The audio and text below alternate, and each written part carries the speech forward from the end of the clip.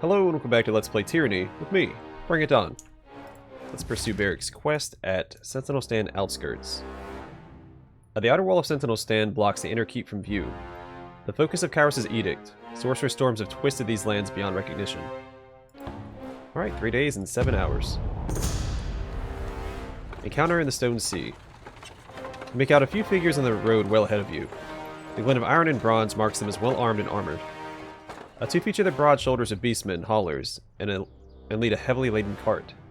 As they near you, you realize that the standard flown from their cart boasts the heraldry of Tunon the Adjudicator, Archon of Justice. They hail you as you approach. You recognize the woman who leads a procession as a minor functionary in Tunon's service by the name of Alma. Her clothes bear the red, black, and gold of the court, and she keeps her light brown hair in a carefully braided bun atop her head.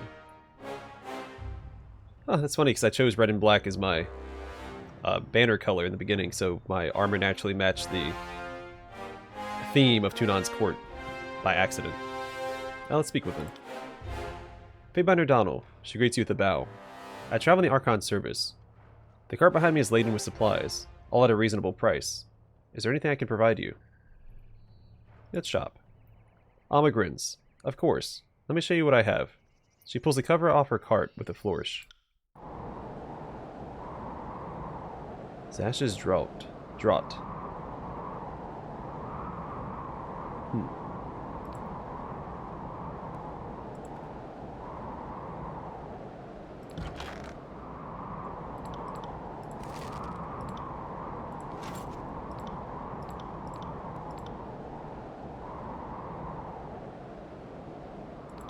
Alright, I'll take that. And let's continue.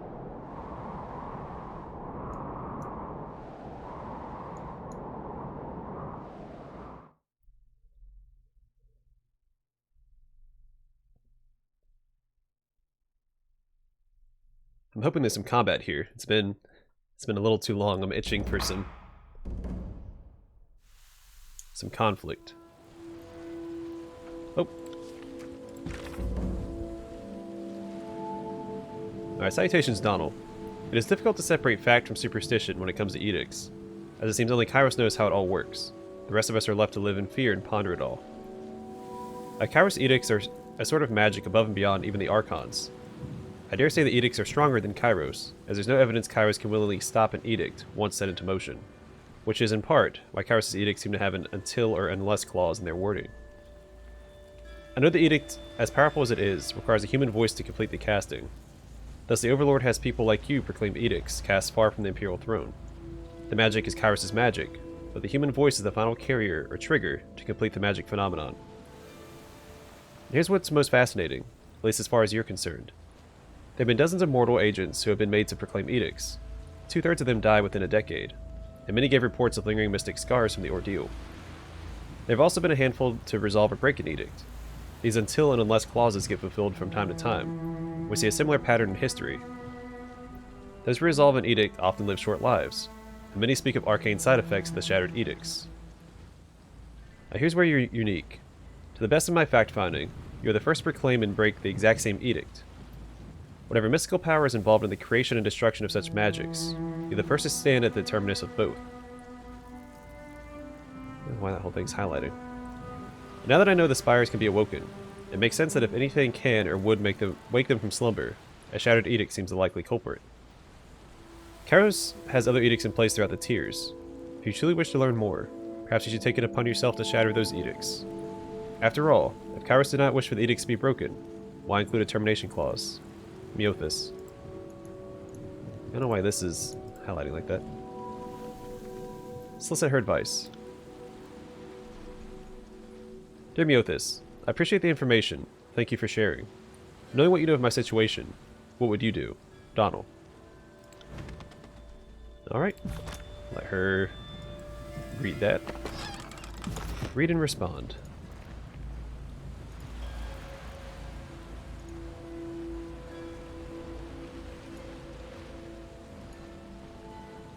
Can't do that. Can't do that.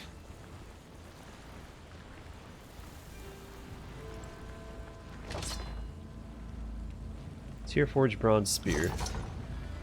We'll compare that to what Varric has in a minute. Actually, let's go and do it. No reason to put it off. Let's see. Better accuracy, better recovery, better range. Yeah, let's go for the armor penetration.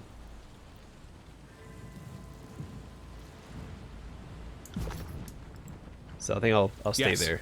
I'll stay with the hammer. The blistering winds of the Edict of Storms rounded the stones of these walls, dusting them in iron and bronze, yet they persist. Alright, let's fall back a bit. I don't want to go towards the structure until I'm done down here.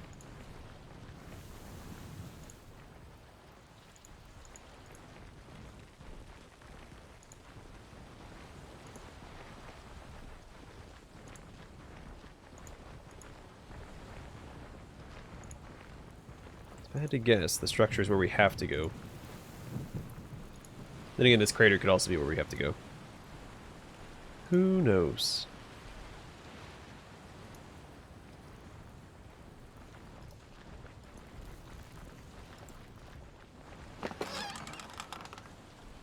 Light bronze boots.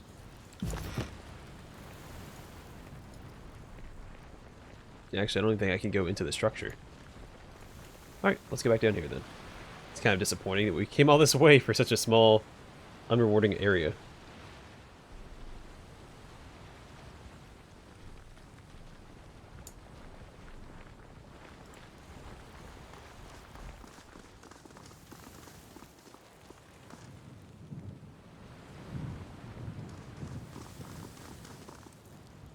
Okay. Crimson flashes among the torn terrain of the Blade Grave as a gang emerges from the landscape around you. They're hardened men and women, with well-weathered skin and narrow eyes, their piecemeal leather armor graced with notes of bronze. Careless Spark. Fatebinder, so nice of you to finally show up. A woman steps forward, grinning at you with small, uneven teeth, and wrapped tightly in the fur and leathers of a bloodchanter. A tangled mass of sooty, wind-blown hair drapes her shoulders, and her large eyes scrutinize you hungrily. Beautiful scenery, no? Truly displays the indiscriminate artistry of our overlord. I'll leave us be. She looks to her gang. You heard the Fatebinder. Off we go. She turns as if to leave, pauses, then turns back. But wait, I can't possibly leave without making my offer, can I? Am I supposed to know who you are? That's Careless Spark. Good people. I mean, as good as the chorus comes. Verse keeps her voice low, speaking for you alone. Oh hey there, Verse. Been a while. I tell the Fatebinder about that time we found that commune out half gateway, test up those farm boys and... No. Also, shut up. To Verse. Sounds like there's a story there. Maybe I'll tell you once we're good friends. Go ahead, Spark. We'll see how many wags your tongue manages before I've torn it out and cauterized the stump. Enough of this insipid prattle. I heard you run hot under all that cold metal. Seems I heard true. How did you know I'd be here? Think we don't keep tabs on Halfgate? It's on Cacophony's doorstep. Well, get on with it and tell me what you want. I don't expect you willing to sell the Ironclad services to us. The Archon of Secrets would be wildly, ridiculously grateful to have a personal audience with him.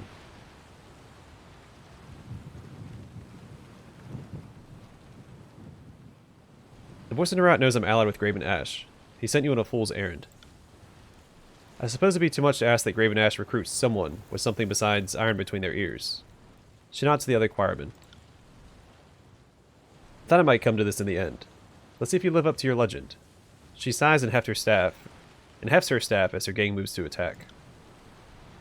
Alright, before we do anything else, I'm going to pop some consumables because I wanted to do that if combat was inevitable. So let's start with...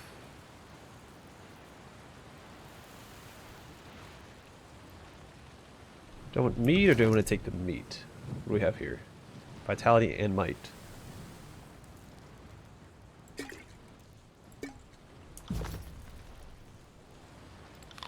So I'll take the meat. Barrick, you take...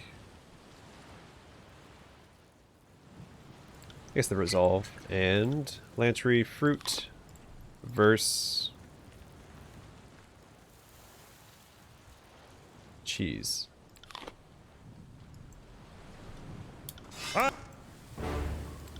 I'm poisoned by the meat, of course. Alright,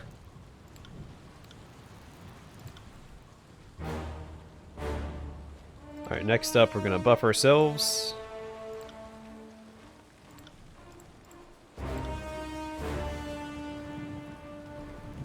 Let's see, let's start the mirror image on Lantry there, and let's see, spectral blur on Verse. I am a shield wall unto myself! Get away, Lantry, and then do this for me. This first.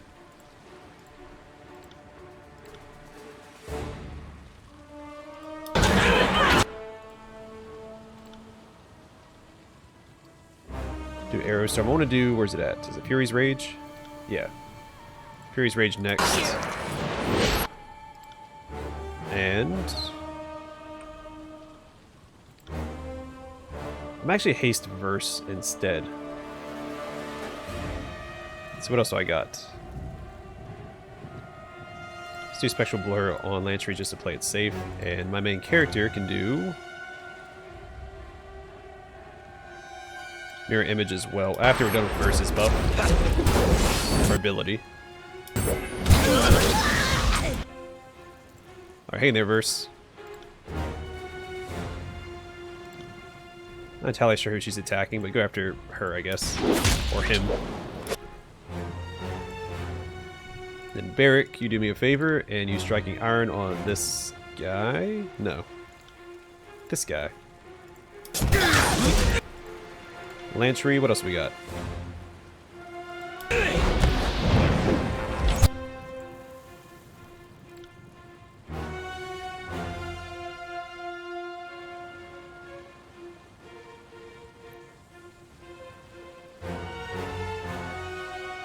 Let's go ahead and use Refuse Pain, I guess. Well, hold on. I polish arms instead.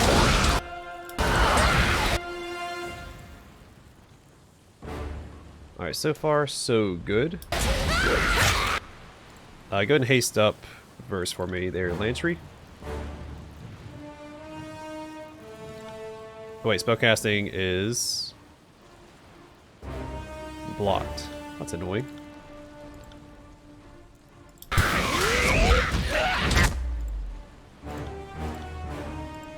Not for herself though, so heal up. And then in fact, we're going to use Refuse Pain here, with Lantry nearby.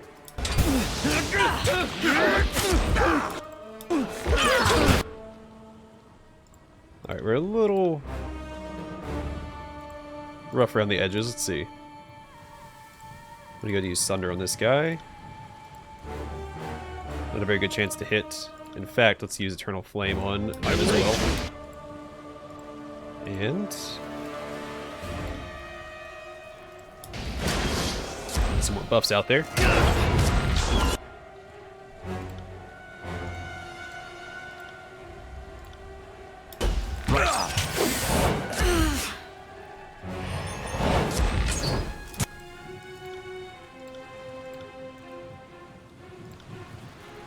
You got it. Why'd I change targets? Don't do that. Die.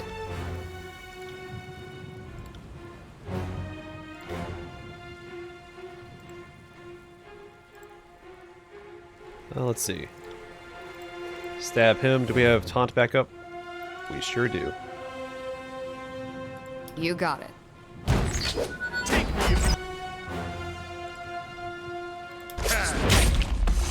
My main character is a little... It's a pretty rough shape. I should use Shadow's Embrace in the beginning. Not a huge deal. Is Lantry's heal off? No. It is not. Let's use a potion.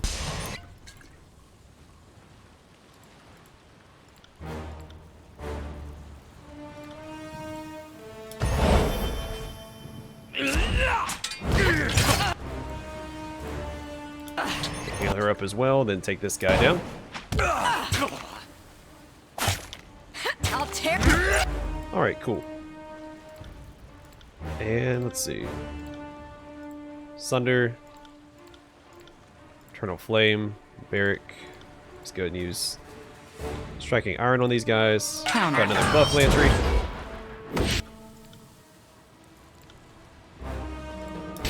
A haste Verse. I will aid you. We're still in really rough shape. Alright, let's just got some healing spells for a turn. Everybody just heal yourselves. Stand the I fight. have no other way.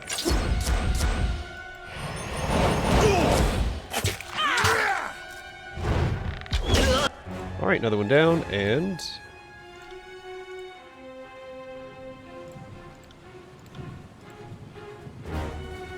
Answer what you got, buddy. You got it.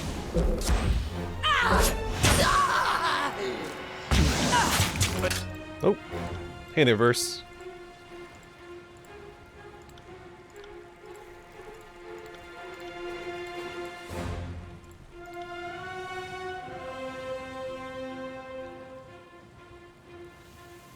I'm injured. Squirrely fat. Wait, why didn't that work? We should try.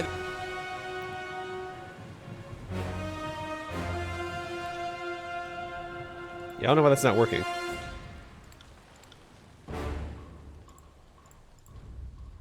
Alright, let's taunt this guy real That fast. again. Or not.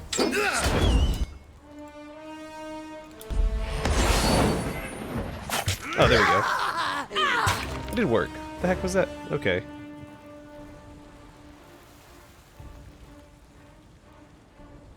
Well, I guess I'll take it. It's a waste of a potion, though. And let's see. Sunder. On it. This isn't working. Bleed out. I'm on it. Alright, finally. Jeez I Louise. got it. Another game of Crimson Corpses made of trespassers upon the Blade Grave. Let's claim what brought us here. He sighs. Will this do? It is nigh the size of a kite sheet.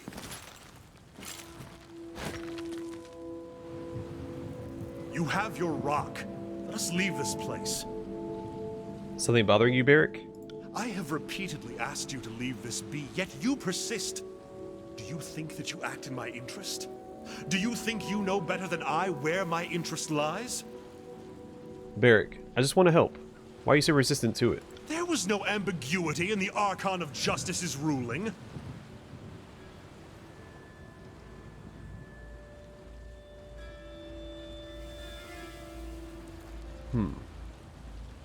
Yeah, more ambiguity than you might think. The flexibility of the law is in the details. I may never understand you clerks of the court. Saying one thing and plotting another, all in the name of justice. I do also think that Tunan's ruling was unjust, so I'm excusing this whole quest line as like my own personal sense of justice. Because I don't think that it's unjust to help Barrick get out of the armor, but I am going against, Tunan's ruling. It is hard to justify, but I'm doing my best. I peer at the ground for several seconds. Barrick says nothing, then turns his attention back to you. This place haunts me, Fatebinder. These walls, these lands, they were hard ones, but they possessed an austere beauty. The general saw them for what they were. Lands well worth fighting for. The winds that day, they swept everything aside. They tumbled tearsmen and livestock like children's playthings. The dust choked our mouths and eyes. Trees appeared as if by magic, only to be smashed into splinters against stones. And those splinters cut like knives. Go on. We were no fools. We knew what had fallen upon us. And we took cover as best our iron shields and the general's protection allowed. Yet the wind tore us away, one by one. Some silent, some screaming. Now only I remain. In this state. His gauntlet rings against his breast, cutting off any possible response. Take the metal to your smith, or do not. There's nothing further to be said. Let us leave. In the early days of the Edict of Storms, colossal twisting columns of wind sometimes descended from the clouds to scar the land. One such vortex touched down here. remaining long enough to twist the stone into tall, vicious spines. Pollux' bracers. Red moss poultice, blood moss. Swift removes weapon switch recovery penalty. Acolyte of the Archon Thousand Embers, founder of the School of Wild Wrath, the erratic Pollux plagued the southwestern tiers with wildfires almost 5 centuries ago. Notoriously indecisive, the Wrathcaster commissioned a pair of thin, light bracers that wouldn't hinder him from drawing a new weapon at a moment's notice. But the actual bracers used by Pollux have been lost. No few reproductions have been crafted from the original design. See, one thing I'm not sure about is when Verse uses her Eternal Flame ability, if that counts as swapping weapons. So this might be worth giving to her if that's the case. Well, they're heavy. Never mind, they're heavy weapons. And I am not going to swap a Binding of Shadows for Pollux's bracers. So we will sell those.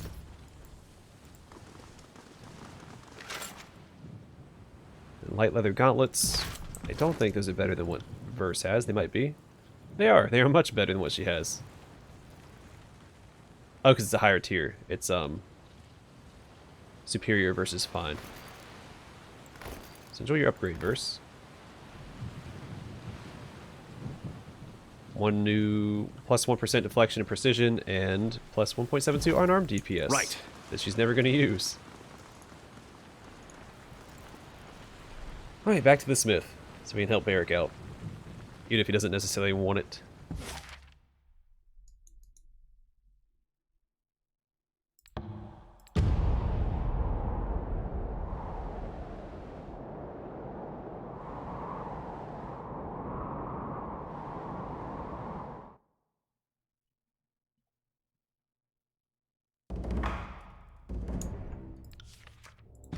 Alright, Meothis. Alright, dear Donald, based on what you've told me, it seems a stretch to believe these events are mere coincidence or circumstance. Kyros' Edict of Execution was a setup for someone to claim Ascension Hall. To think that Kyros did not know what would happen is a massive underestimation of the Overlord's long view. You've been thrust into the arena of the mighty. Your options are retreat into obscurity, suicide, or rising to the occasion. I suggest the third option. If I were you, I'd use my connection to the spires to see if they will all awaken to my presence. Every tiersman sees the spires on the horizon. If they know you are the master of the spires, they'll see you each time they look to the sunrise or sunset. Foster a reputation for power. Make others fear you. This is what I've seen Kyros and every living Archon do for as long as I've lived, and there's reasons for this. There's a practical case that power and reputation insulate you from threats. But there's a lesser known element that I can't prove, but I know in my heart to be true. The fear and love of others will strengthen your magic. The last part I've inferred from my discussions with Bled and Mark. In the few times he has spoken of his gruesome work of slaying those who might rise to threaten the Overlord, he has hinted that it's easier to kill the rogue elements before they become famed and fearsome. In my lifetime, I saw Graven Ash change from an unknown militiaman to a fearsome general, and I can assure you, he did not have the power to shield his warriors in those days, when he was without title or reputation. The Archons will never ever discuss the origin of their power, because such knowledge might be used against them, but I have known all the Archons to be obsessed with the presentation of power. Your connection to the spires will all but guarantee the Archons will want to control and destroy you. It's a question of when, not if. Start thinking and acting like an Archon. As far as I'm concerned, you are an Archon, the Archon of the Spires. We're quick to place labels on powers we easily spot, and history is replete with Archons of fire and ice. It is foolish to think that there must be a word for a thing before an Archon can control it. Other way around, the Archons show us what is possible, and we must step to their dance. Meothis.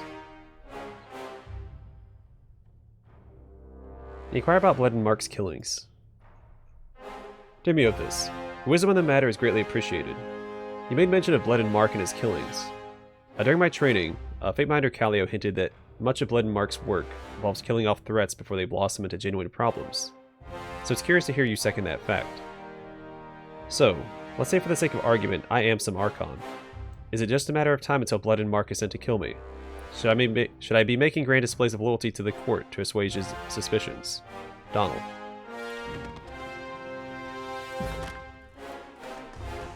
Hold on, first let's... whoops. You're back. Did you secure the alloy? Give it here. She opens her palm and regards you with an enthused grin. Haven't retrieved it yet. I'm not going to read that. Let's see. Just want to look at it real fast. Fused iron and bronze alloy. Neither exactly alloyed nor fused. This material is birthed in the sorcerous wrath of Kyros' Edict of Storms. Alright, give the sample. Here. Alright, actually, what do you plan on doing with it? First I'll poke, prod, and otherwise examine it.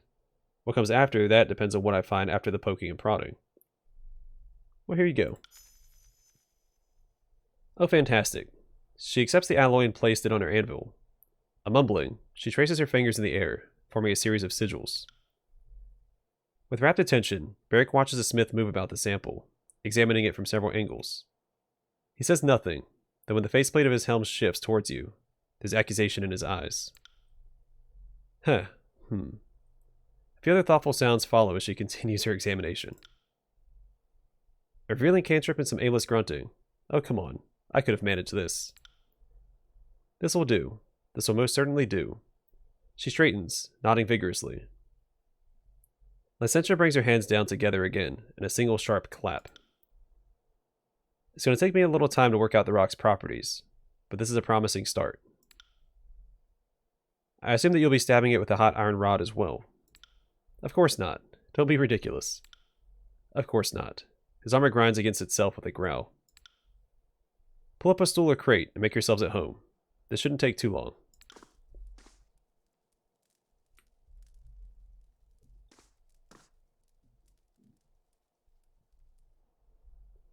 A few hours pass as Lysentia bombards the sample from the blade grave with a combination of hammering and spell work.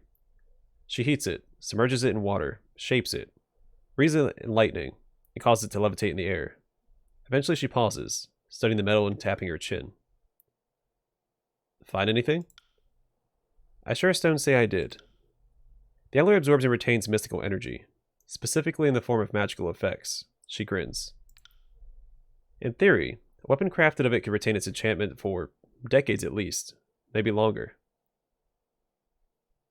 What does this mean for Barrick? It means your curiosity is sated.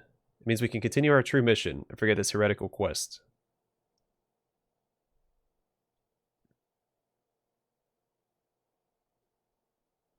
You live your entire life in the service to Graven Ash and the Overlord. The added burden of this armor is ridiculous.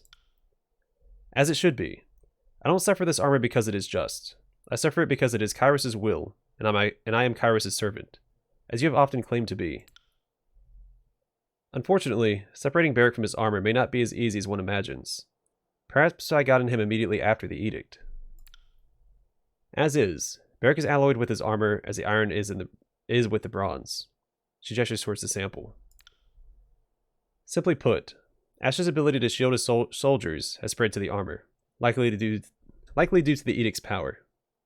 Excuse me. Each wound taken by a soldier in armor are one, and they heal as one, with flesh and metal fusing together. She intertwines her fingers.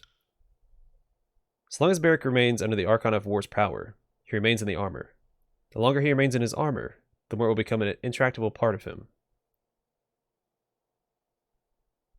To Barrick, you're a lot of trouble, you know. Do not attempt to assign blame for this folly to me. I've opposed this at every turn. Is there no other way? An alternative? I'll continue studying the alloy. If I find anything, I'll send word to your spire. She drums her chin with 3 sooty fingers, frowning. You could always visit. We have a teleporter. It's not like you have to climb the whole thing. I'll pass, thanks. High spaces have never agreed with my everything. She passes an open palm over her belly. Short of the death of the Graven Ash, or him rescinding his patronage over Barrick, I see no way to free Barrick from the Archon's power. Neither is an acceptable solution. This shell, onerous though it may be, protects me and serves you. Without the great general or the disfavored, I have no purpose. Oh, come on, you big crybaby. I'm sure there's a siege engine somewhere in need of a counterweight.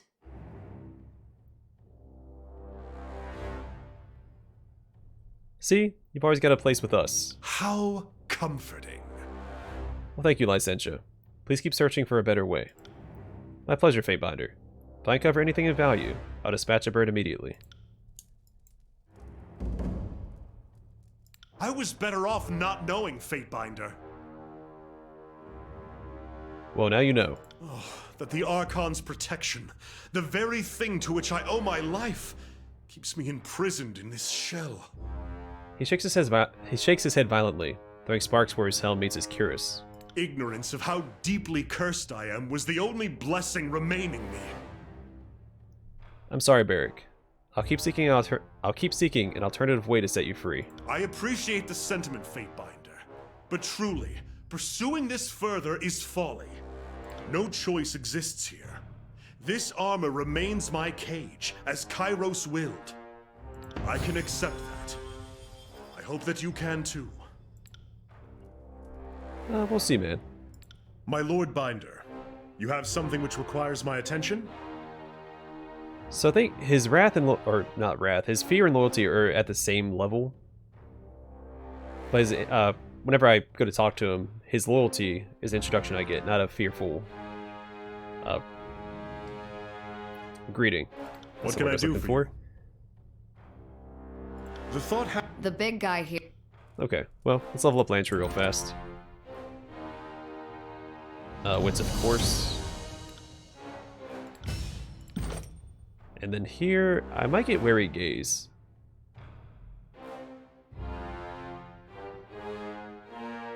I could see this being helpful. Let's get Learned Instructor instead. So when Lantry is in the party, all party members gain bonus experience for the lore skill and a bonus spell slot.